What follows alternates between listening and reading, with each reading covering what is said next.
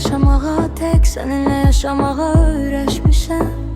Səhəri qarşılamaq və mənimlədir, oyandığını eşitmək. Açıq pəncərədən nəfəs almaq və ona yalnız bir şeyi təkrarlamaq və təkrarlamaq mənim üçün çox asan oldu. Bilirsənmi, gecə yollarında yer yalın gəzirdim, ayaqlarımı əsirgəmirdim. Onun ürəyi indi sənin əlindədir, onu itirmə və yasındırma. Gecə yolları boyunca gəzməmək üçün sevginin külünü əllərində, ayaqların qanayır, onun nəbzindi gözlərindədir, onu itirmə.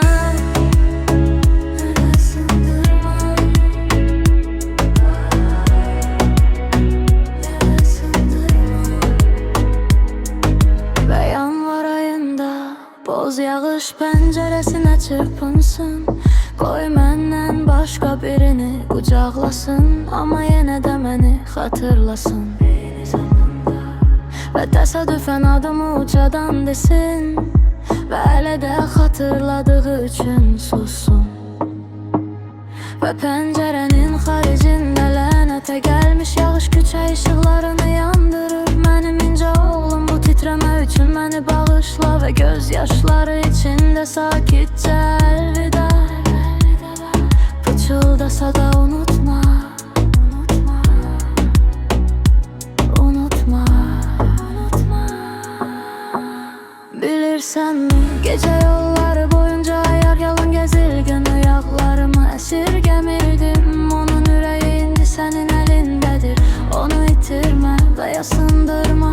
Gecə yolları boyunca gəzməmək üçün sevginin külü əllərində, ayaqların qanayır, onun nəbzi indi gözlərindədir, onu itirmə və yasındırma,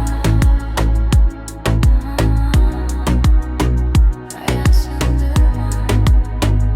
Bilirsənmi, gecə yolları boyunca ayaq yalın gəzirdim, ayaqlarımı əsirgəmirdim. Onun ürəyi indi sənin əlindədir, onu itirmə və yasındırma.